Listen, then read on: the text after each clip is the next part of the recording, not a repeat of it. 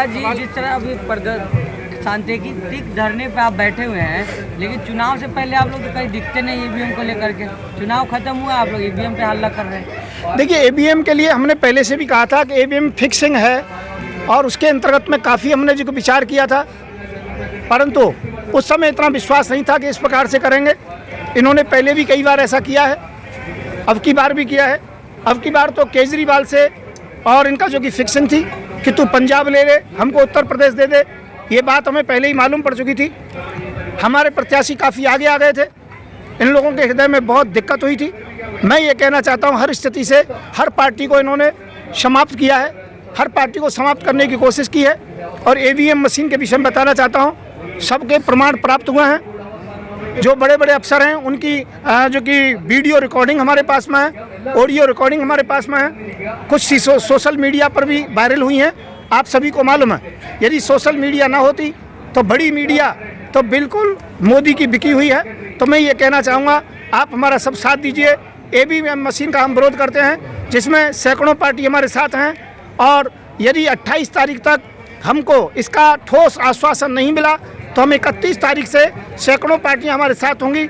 यहाँ पर पूरा प्रांगण भरा हुआ होगा। जी, रामराज 2.0 की रामराज की शुरुआत फिर से होने वाली है। आप पंडित हैं, आप क्यों इतना नाराज है सर? खुश होना चाहिए आप। मैं ये कहना चाहता हूँ, रामराज की परिभाषा अभी लोग जानते नहीं है। रामराज की परिभाषा क्या? रामराज वही रामराज है जिसमें शंभू की हत्या की गई थी, और शंभू की हत्या केवल इसलिए की गई थी, वो SC जाति से था, शूद्र था, और उसका कसूर क्या था कि वो तपस्या कर रहा था।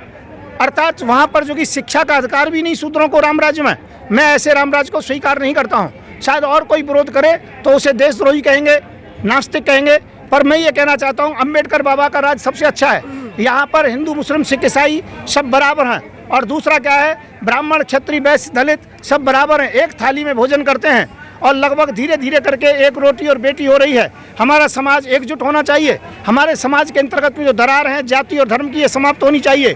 तो मैं ऐसे रामराज का बरस्कत करता हूँ। रामराज होना चाहिए, सबको समानता का हो तो ज़्यादा अच्छा होगा। परंतु मैं ये कहना चाहूँगा, सम्मुख जिस प्रकार से रामराज था ऐसा राज्य नहीं होना चाहिए। जी, अच्छा, आप कह रहे थे कि हमारे साथ सैकड़ों पार्टियाँ हैं, लेकिन आप अकेले नजर आ रहे हैं, तो कैसे सैकड़ों पार्टियों को? नहीं, ये सांकेतिक धरना है, ये हमारी पार्टी की ओर से है, मेरी तरफ से है, क्योंकि मैं इस समय कोविड को जो कि पालन करते हुए और प्रशासन इत्यादि से ज़्यादा परमिशन नहीं मिली, तो मैंने कहा हम अकेले आ रहे हैं, 10-20 लोग ही आ रहे हैं, कोई दिक्कत नहीं है, ज़्यादा कोई परेशानी होने की ज़रूरत नहीं है।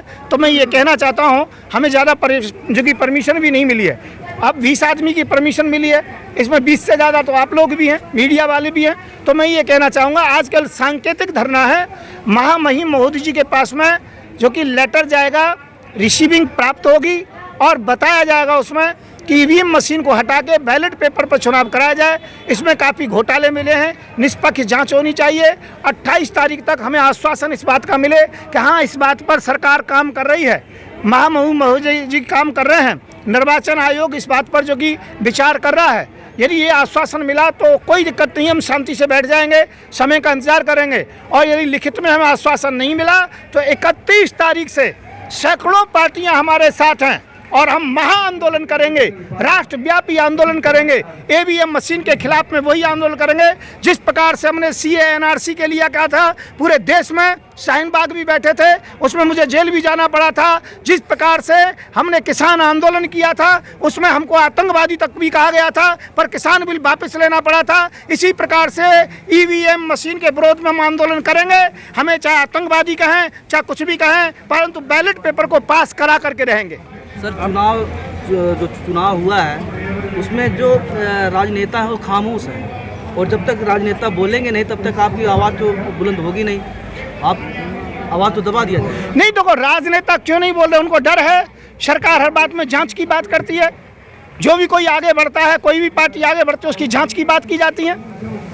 मैंने जब गोरखपुर में चुनाव लड़ा और वहाँ पर पीठाधीश के सामने हम बैठे हुए थे, खर्चे की बात चल रही थी, तो मैंने वहाँ पर बताया, उन्होंने कहा 40 लाख रुपए तक आप खर्च कर सकते हो। मैंने प्रश्न किया, क्या ईडी कोई जवाब नहीं लेगी हमसे कि ये पैसा कहाँ से आया 40 लाख? तो वो बगले झांकने लगे और वो कहने लगे नहीं ये जांच का विषय है। इसका मतलब है पहले आप दूसरे को फंसाइए फिर जांच करिए।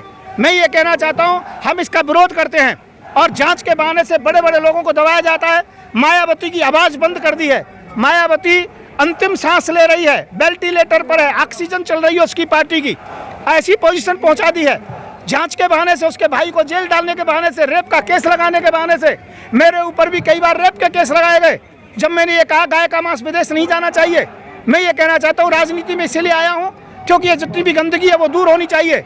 अर्थात राजनेता जो भी आगे बढ़ता है जांच के बहाने से उनको अंदर कर दिया जाता है। इस कारण से कोई बोलने को तैयार नहीं है, पर सबका समर्थन हमारे साथ है। 31 तारीख से सभी लोग साथ में आएंगे, यहाँ बैठेंगे और पूरा जो की चर्चा होगी, राष्ट्रव्यापी आंदोलन शुरू हो जाएगा। आप तो योगी जी को हराने की बात कर रहे थे, लेकिन आपकी खुद की जमानत जब्त हो गई। मैं ये कह रहा हूँ हम हारे नहीं है योगी जी से या किसी से भी, परंतु हराए गए हैं।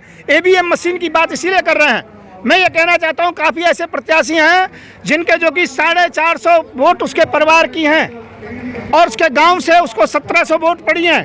पूरा वोटिंग जो कि 2800 की हुई है, पर उसकी 65 वोट आई हैं। ये आश्चर्य की बात है, ये जांच का विषय है। इसीलिए मैं कहना चाहूँगा कि हर जगह पर 165 सीटों पर घोटाला हुआ है, तो ये ईवीएम मशीन हटनी चाहिए, बैलेट पेपर से चुनाव होना चाहिए।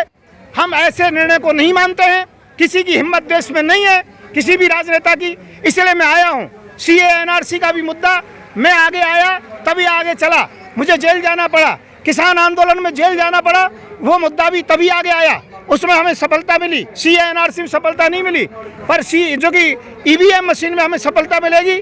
इसका झंडा लेकर के पूरे देश की पार्टियों के लिए मैं सबसे आगे आ रहा हूँ, नहीं तो किसी पार्टी का कोई अस्तित्व तो नहीं रहेगा, सब अस्तित्व विहीन हो जाएंगे। युवराज जी, ये कहा जाता है कि आपका जब जमानत जब्त हो गया तब आप ईवीएम पे ठीकरा फोड़ रहे हैं। नहीं, सीट तो मेरी जमानत जब्त नहीं हुई है।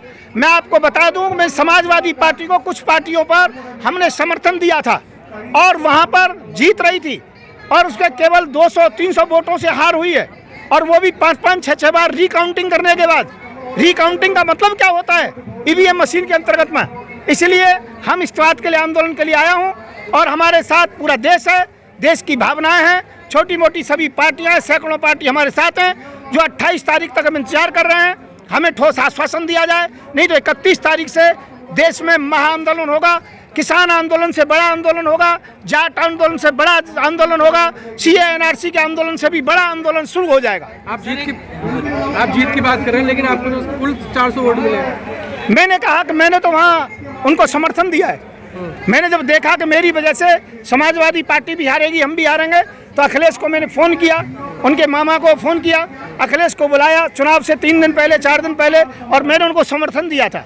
और जहाँ समर्थन दिए जाते हैं वहाँ पर वोट नहीं पड़ती हैं। बाकी मेरे प्रत्याशी कोई 54,000 वोट लेके आया है, कोई 1 लाख से ऊपर लेके आया, दूसरे नंबर पर आया है। मेरे प्रत्याशी, मेरी पार्टी पूरे तरीके से मजबूत है और हम पूरा जो वोट का परसेंटेज होता है उसे हम पूरा कर चुके हैं। लेकिन उसके बावजूद भी योगी जी ऐतिहासिक जीत जीते हैं वहाँ से। देखिए, आप बेईमानी से तो कुछ भी कर लीजिए। मैंने तो ये कहा था कि योगी जी अब चुनाव मत कराइए सीट पर, कि तुम्हारी एक्टिविटी में जानता हूँ।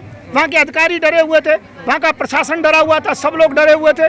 मैं ये कहना चाहता हूँ, ये हिटलर शाही करते हैं, चाहे मोदी हो, चाहे योगी हो, चाहे अमित शाह हो, तो मैं इनका विरोध करता हूँ। विरोध क्यों करता हूँ कि मैं सच्चाई पर हूँ, जेल जाने से नहीं डरता हूँ। मैं ये कहना चाहता हूँ ईवीएम मशीन हटनी चाहिए, बैलेट पेपर से चुनाव होना चाहिए।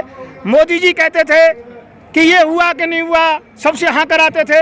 अब हिम्मत है तो मोदी जी एक बार कहें, कितने लोगों को नौकरी मिली कि नहीं मिली, महंगाई कम हुई कि नहीं हुई, वो पूछे गैस सिलेंडर सस्ता हुआ कि नहीं हुआ, GDP सस्ती हुई कि बढ़ी कि नहीं बढ़ी। आप ऐसे मुद्दों को लेकर के आप बात करें, पर मोदी जी में आप हिम्मत नहीं है इस प्रकार की बात कर सकते हैं। वो झूठे राष्ट्रवादता की बात करते हैं, मंदिर मस्जिद की बात करते हैं, हिंदू मुसलमान की बात करते हैं, विकास और जो कि व्यवसाय और नौकरियों की बात नहीं करते। कश्मीर फाइल्स एक फिल्म जो आई है उसको लेकर के भी काफ़ी विवाद हो रहा है, लगातार थिएटर में उसको देखा भी जा रहा है, लोग देख रहे हैं, पसंद भी कर रहे हैं, और लोगों के आंसू भी बह रहे हैं कि कश्मीरी पंडितों के साथ कितना अत्याचार और अन्याय हुआ था वहाँ पर। देखिए, ऐसे फिल्म के विषय में बताना चाहता हूँ। पहली बात तो पत्रकार महोदय और देश पूरा सुन रहा है, मुझे कुछ लोग अच्छा भी कहेंगे, बुरा भी कहेंगे। मैं कहता हूँ जिन फिल्मों से कोई उत्तेजना पैदा होती है वो फिल्में नहीं चलानी चाहिए। फिल्म एक केवल जो कि मनोरंजन का साधन होना चाहिए, फिल्म को इस प्रकार से नहीं लेना चाहिए। मैं ये कहना चाहता हूँ, हाँ गलत हुआ है, पर कश्मीरी लोगों के द्वारा नहीं हुआ। वहाँ पर हुआ है जो बाहर से आतंकवादी आए थे पाकिस्तान से, वो लोग कश्मीरियों को परेशान करते थे और कश्मीरी पंडितों को टारगेट इसलिए करते थे कि यहाँ पर ये कश्मीर को खाली कर दें, और हो सकता है उन्हें आश्वासन था कि वहाँ का मुसलमान उनका साथ देगा, वहाँ के मुसलमान ने उनका साथ नहीं दिया। मैं कहता हूँ कांग्रेस सरकार थी, वहाँ गलत हुआ, उस पर जैसे लेना चाहिए था। राष्ट्रपति शासन था सर, जब वहाँ पर हाँ, राष्ट्रपति शासन था तो केंद्र में बीजेपी की सरकार थी। तो मैं ये कहना चाहता हूँ ये फिल्म बंद कर देनी चाहिए। पहली बात तो मैं पचड़े में ना पड़ गए, फिल्म बंद कर देनी चाहिए, और जो कश्मीरी पंडितों को भगाया गया है उनकी जमीनें पुनः उन्हें बसानी चाहिए, पुनः देना चाहिए। मैं इस बात के पक्ष में हूँ, पर फिल्म लेकर के उत्तेजना पैदा करना समाज में, हिंदू मुसलमान में दरार डालना ठीक नहीं है। फिल्म को आप कहाँ ठहराते हैं कि वो फिल्म सही ढंग से बनाया गया या फिर एक तरफा दिखाया गया? मैं कह रहा हूँ ऐसी फिल्में बनानी नहीं चाहिए जिनसे किस प्रकार की बात आपस में आए। हम हिंदू भी हैं, मुसलमान भी हैं, एक जगह पर रहते हैं, एक घर परिवार में रहते हैं, एक गली मोहल्ले में रहते हैं, इससे नज़रें हमारी खराब होती हैं। कश्मीरियों के प्रति दिमाग में के अंतर्गत में ये आता है कश्मीरियों ने बहुत अन्याय किया, पर वास्तव में कश्मीरियों ने नहीं किया, वो आतंकवादियों का काम था, कश्मीरियों का काम नहीं था। इसलिए मैं कहना चाहूँगा हर स्थिति के अंतर्गत में, किसी भी स्थिति के अंतर्गत में इस फिल्म पर बैन होना चाहिए। माहौल खराब करने की कोशिश हो रही है क्या? बिल्कुल माहौल खराब करने की कोशिश हो रही है, और दूसरे चुनाव आ रहे हैं, उनकी तैयारी हो रही है, 2024 की तैयारी करना चाह रहे हैं, हिंदू मुसलमान की बात करना चाह रहे हैं लोग। लेकिन मोदी जी ने बोला सच्चाई दिखाने के लिए धन्यवाद। नहीं, मोदी जी ने बोला है वो गलत है, उनको अपनी जो की वाणी को वापस लेना चाहिए, और उन्होंने जो कहा है गलती की है, और प्रधानमंत्री को ऐसे शब्दों का प्रयोग नहीं करना चाहिए जिसमें खून खराबा दिखाया जाए और उसमें धन्यवाद दिया जाए। मैं कह रहा हूँ उस पर तत्काल बैन किया जाए।